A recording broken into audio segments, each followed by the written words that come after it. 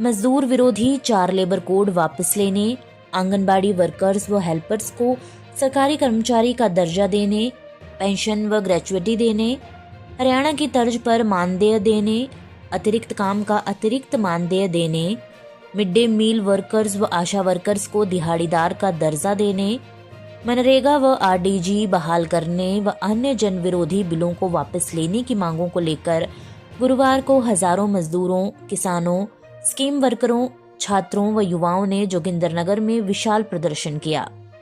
किसान सभा के राज्य उपाध्यक्ष कुशाल भारद्वाज, आंगनबाड़ी की तरफ से तमन्ना देवी, अर्चना देवी, तृप्ता, मिड डे मील वर्कर्स की तरफ से रीना देवी, पुन्नी देवी, आशा वर्कर्स यूनियन की तरफ से रंजना देवी, किसान सभा की तरफ से रविंद्र कुमार, नौजवान संजय जम्वाल, नरेश धरवाल, नौजवान सभा की तरफ से संजय जम्वाल, एसएफआई की तरफ से मोहित आदि ने इस प्रदर्शन का नेतृत्व किया।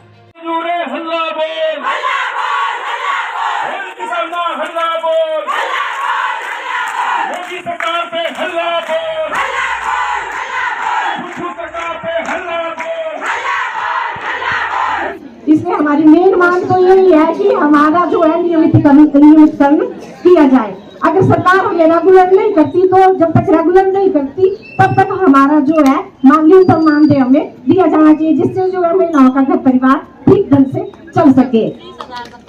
हाँ, 30,000 तक होना चाहिए। दूसरा ये है पोषण ट्रैक्टर पे काम का है कि उस पे भी विभाग ने ये निकाल दिया कि 21 दिन तक अगर पोषण ट्रैक्टर पे काम नहीं होगा तो आंगनबाड़ी कार्यकर्ताओं का जो है मानदेय नहीं आएगा। और हेल्पर की अगर आंगनबाड़ी कार्यकर्ता फोन पे अटेंडेंस नहीं भरती है तो हेल्पर को जो पोषण ट्रैक्टर का पैसा है वो भी नहीं आएगा। शायद बहुत सारी हेल्पर होगी, उनको पता नहीं होगा। तो वर्कर क्या करेगी जब वर्कर के फोन ही नहीं चल रहे तो अटेंडेंस कैसे करेगी? जब वो अटेंडेंस के लिए वो करती है तो बस वो गोल गोल गोल गोल गोल वो घूमता ही रहता है ना सबके फोन। क्योंकि हमारे फोन जो है वो हम थक गए, मांग मांग के थक गए सरकार से कि हमें फोन दो। अगर काम चाहिए तो फोन तो चाहिए, बिना फोन से काम तो हो नहीं सकता। तो वो गोल गोल तो उसमें मांगने की कटौती नहीं होनी चाहिए, ना वर्कर का कटना चाहिए, वर्कर का भी नहीं कटना चाहिए, हेल्पर का भी नहीं कटना चाहिए। मेन जो है हमारा फोन का मुद्दा है। फोन मिलेगा तभी वर्कर का काम सुचारू रूप से चलेगा। फेस कैप्चर नहीं होता, केवाईसी नहीं होती। वर्कर रात 8 बजे तक लोगों के घर में बुला के ओटीपी मांग के, अब कई लोग जो है ओटीपी भी नहीं देते। ओटीपी में भी कई स्कैम चले हुए हैं, हम भी नहीं से जोर जबरदस्ती कर सकते हैं ऐसे।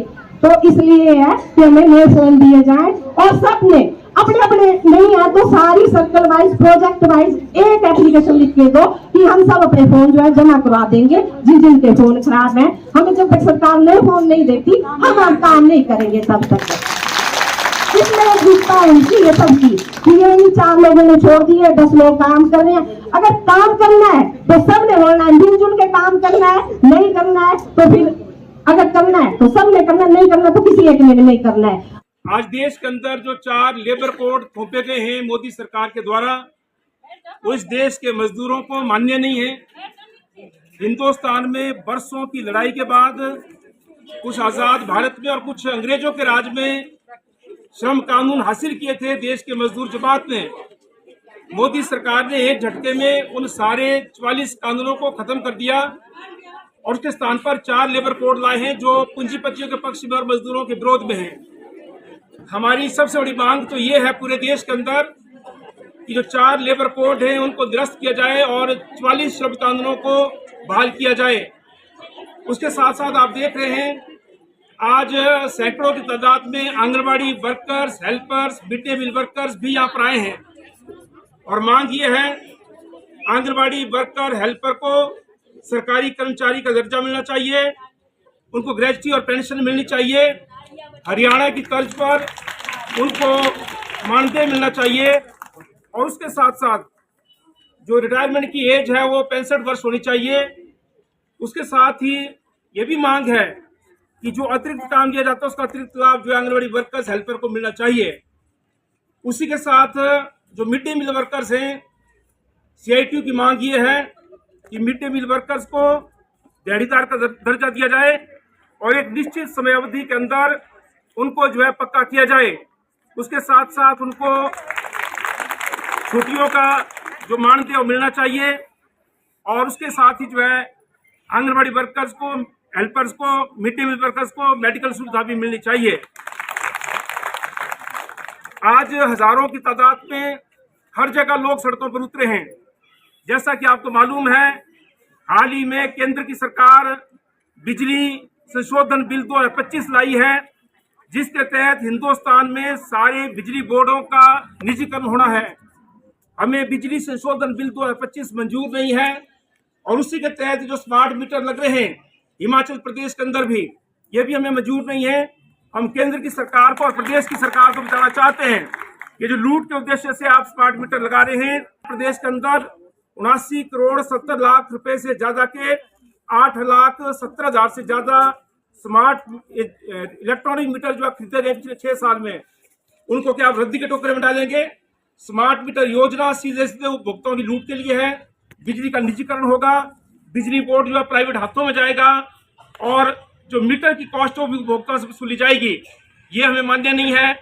केंद्र सरकार एक बीज बिल लाई है, ये बीज बिल हिंदुस्तान के किसानों को तबाह करने वाला है, ये हमें मंजूर नहीं है। केंद्र सरकार जो है वीपी शिक्षा संशोधन बिल लाई है, वो अधिष्ठान बिल, वो हमें मंजूर नहीं है। तो आज जोगिंद्रनगर के अंदर हजारों की तादाद में जो मजदूर किसान, आंगनबाड़ी वर्कर, हेल्पर्स यहाँ पे इकट्ठा हुए हैं। हम केंद्र की सरकार को भी बताना चाहते हैं और राज्य सरकार को भी कि आपकी जन विरोधी नीतियां हमारे को मंजूर नहीं है। ये आंदोलन आज रुकने वाला नहीं है। आंगनबाड़ी वर्कर, हेल्पर की, मिड डे मील वर्कर्स की राज्य स्तर पर, केंद्र स्तर पर और भी आह्वान आ रहे हैं, लेकिन उसके साथ साथ सारा मजदूर किसान, छात्र और नौजवान इस बात के लिए दृढ़ है। बहुत सारी गृहिणियां आ जाई हैं घरों से जो आंगनबाड़ी वर्कर्स नहीं है, जो मिड डे मील वर्कर्स है, वो भी आज यहाँ पर आई है। क्यों आई है? स्मार्ट मीटर किसी को नहीं चाहिए, चाहे वो कर्मचारी हैं, वर्कर्स हैं, हेल्पर्स हैं, गृहिणियां हैं, दुकानदार हैं, किसी को स्मार्ट मीटर नहीं चाहिए।